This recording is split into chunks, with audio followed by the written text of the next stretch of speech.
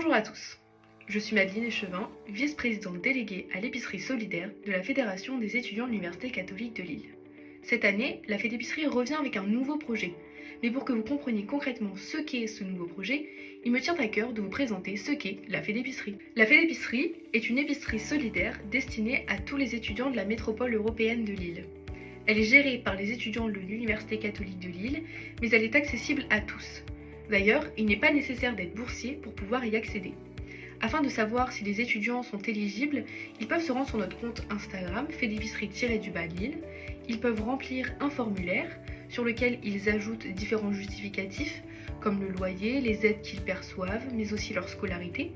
Cette demande nous est envoyée et si l'étudiant a un reste à vivre inférieur à 12 € par jour, nous l'acceptons au sein de la Fédépicerie. Avoir accès à la Fête d'épicerie, c'est pouvoir faire ses courses à moins 90% par rapport au prix du marché. Effectivement, depuis le début de l'année, nous essayons d'élargir notre gamme.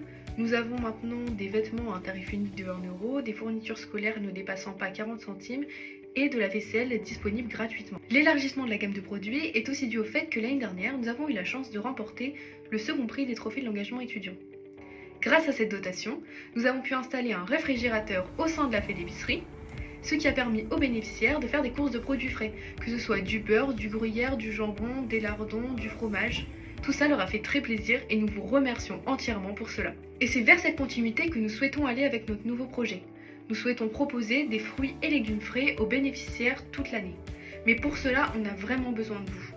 Ceci représente un coût très important d'acheter des fruits et légumes, car aujourd'hui, aucun fournisseur n'est en capacité de nous proposer des fruits et légumes gratuitement. Nous souhaiterions alors les acheter, mais bien sûr nous les proposerons tout de même à moins 90% par rapport au prix du marché. Au-delà de simplement proposer des fruits et légumes frais à nos bénéficiaires tous les jours, on veut aussi s'en servir pour faire des ateliers.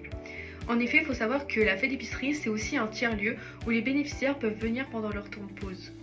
Nous proposons également des ateliers tous les mois, que ce soit des ateliers sur une thématique plutôt d'Halloween, de Noël, mais aussi des projections de films. On aimerait bien maintenant proposer des ateliers un peu plus éducatifs. On se servirait alors des fruits et légumes pour faire passer des messages de lutte contre le gaspillage alimentaire. Nous organiserions alors 2 ateliers distincts afin de travailler sur plusieurs thématiques.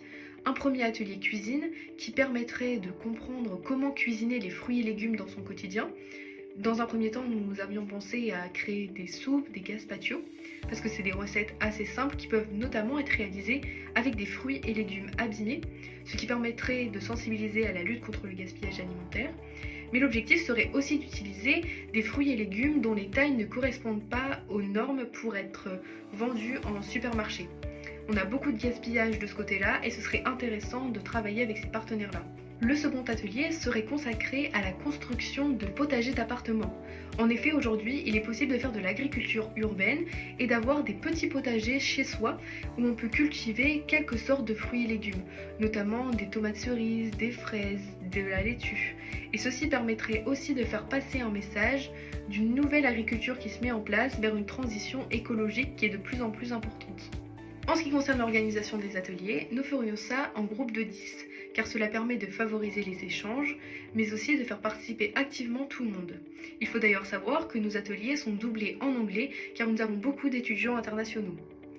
En ce qui concerne cette fois-ci la temporalité, nous allons faire ces ateliers mi-avril, car c'est à ce moment-là que l'on commence à cultiver dans les potagers, et donc nous serions en accord avec le calendrier saisonnier. On espère de tout cœur que vous allez nous suivre dans notre projet, parce que nous suivre dans notre projet, c'est lutter contre la précarité étudiante, favoriser une meilleure cohésion sociale, mais surtout promouvoir une meilleure alimentation saine et équilibrée pour tous et à un juste prix.